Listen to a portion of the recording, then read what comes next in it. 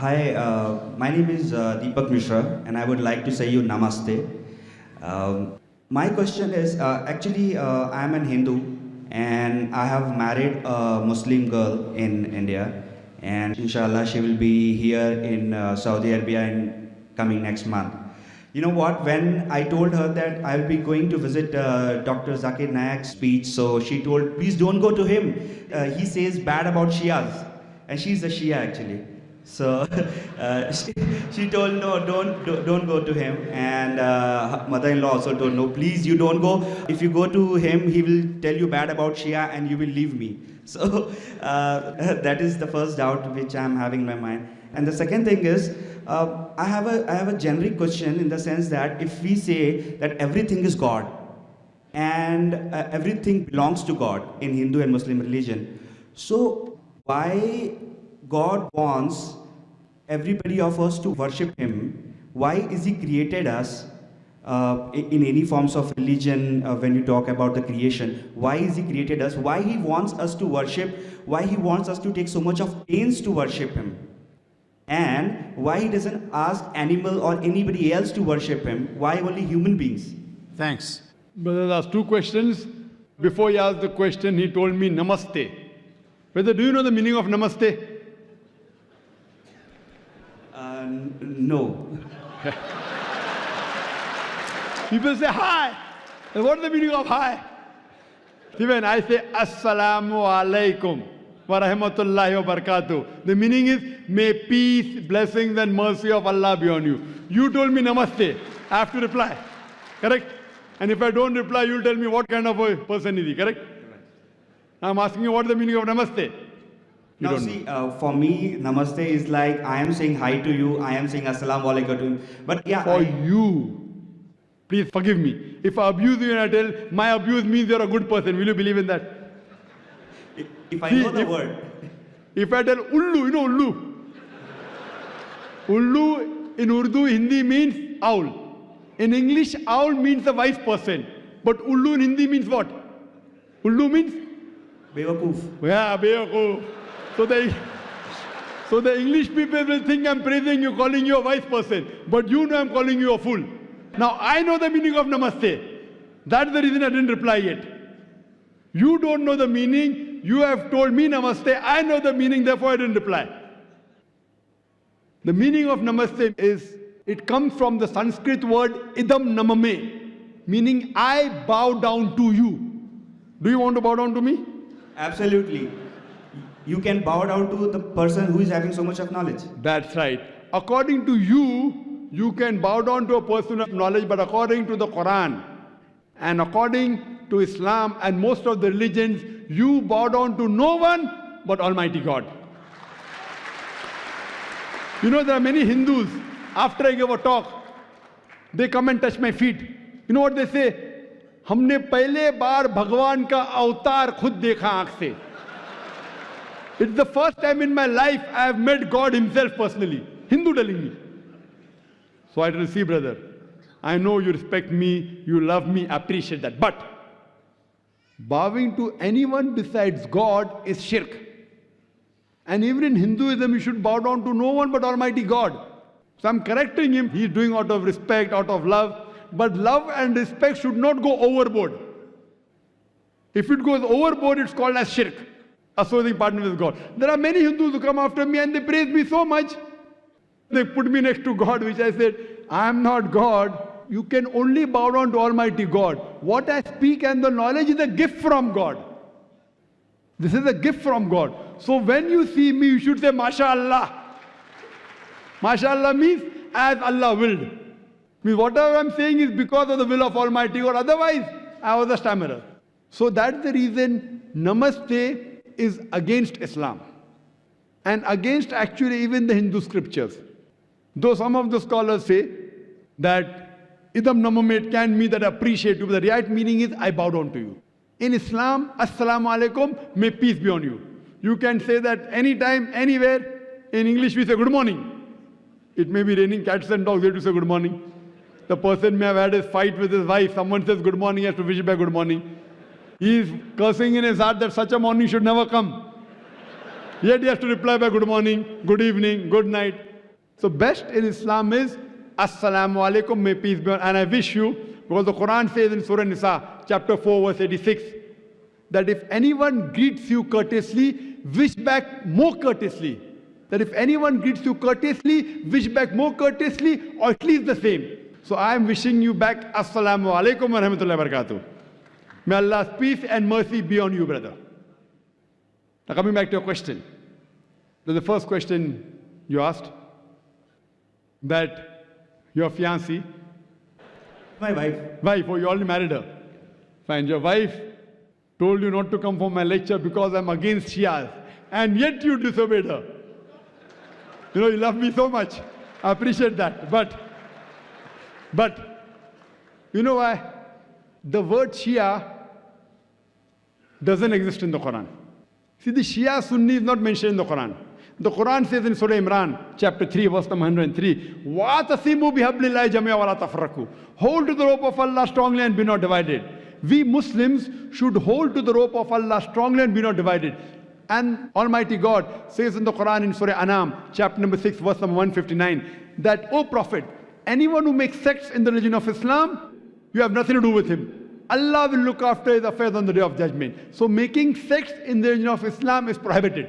So anyone who divides the religion of Islam into sects, he is going away from Quran and Sunnah. So tell your wife that Dr. Zakir Naik said, there's nothing like Shia Sunni. Quran says, Atiullah wa Atiur Rasul. Obey Allah and obey the Messenger. What we have to do is we have to follow the Quran and the sayings, the authentic sayings of Prophet Muhammad, peace be upon him. And the only label you can give is Muslim. So I don't call myself Shia Sunni, I call myself Muslim. So you say today to your wife, I met Dr. Zakir Naik who calls themselves a Muslim. And I'm neither against Sunnis or neither against Shias. I tell all the Muslims, whatever name they call themselves, come back to Allah and His Rasul. Now, when I give answer, some of the Muslims who may be practicing things against the Quran and Sunnah may feel offended. So you ask your wife, are you following something against the Quran and Sunnah? If you are not, then why are you afraid of Dr. Zakir Naik? If you are, yes, you have to change and come back to Quran and Sunnah. Don't follow what Zakir says. Zakir is zero in Islam. Atiullah, Atiur Rasul. Obey Allah and obey the Messenger. So tell your wife, if she is following anything against the Quran and Sahih Hadith, then she has to rectify herself. She should call herself a Muslim because the word Shia is nowhere mentioned in the Quran. Well, I do appreciate that you love your wife, but you love me also, mashallah. Therefore, I have come for my talk. Now coming to your second question, that why has God created us and why does God want us to worship Him? Why doesn't He ask the animals to worship Him?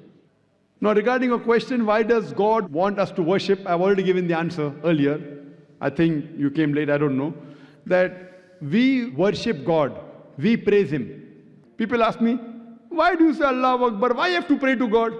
I said, see, in Islam, whether we pray to God or not, it makes no difference to Allah subhanahu wa ta'ala. When I say Allahu Akbar, Allah is the greatest, He's already the greatest. By me saying Allahu Akbar, He won't become greater. Why do we say? You know why do we say? Because when I praise anyone, whenever I call anyone great, it's a human tendency, I try and follow His commandments. So the reason we praise Allah is not so that He becomes greater. When we praise Allah, the moment we praise Him, whatever commandments He gives in the Quran, we follow it. So first we have to identify who is our Almighty God. And then what He says we have to follow. That is the reason Muslim means a person who submits his will to Almighty God. Quran mentions in Surah Dariyat, chapter 51, verse 56, that we have created the jinn and the men not but to worship me. Almighty God has created us to worship Him.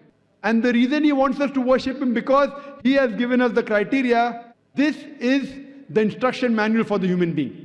The good and bad for the human being. Now when we worship Him, when we praise Him, but naturally we have to follow His commandments. And when we follow the commandments of Almighty God, it is beneficial for us. Like for example, when you go to a doctor and the doctor gives you prescription, do you follow his prescription or not? Yes. Yes. Why? Because you're sick. He's a doctor. Similarly, Almighty God has prescribed us in the Quran and the Sahih Hadith what is good and bad for the human beings. When we praise Him, when we worship Him, but naturally we follow His commandments.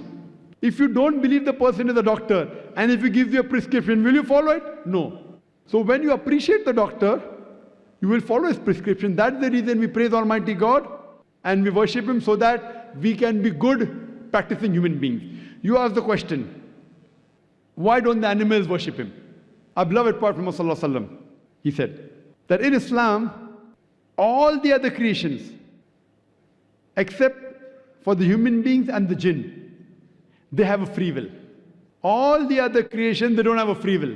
The angels don't have a free will.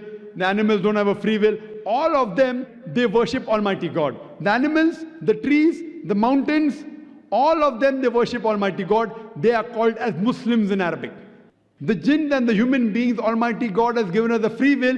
We can either follow Him or disobey Him. Now, Almighty God created us because it's mentioned in the Quran that the best creation of Almighty God is a human being. Besides our form and our body and the intelligence, He has given us the free will. We can either obey Him or disobey Him. Now, after He's given us the free will, He wants to analyze whether do we obey Him or not.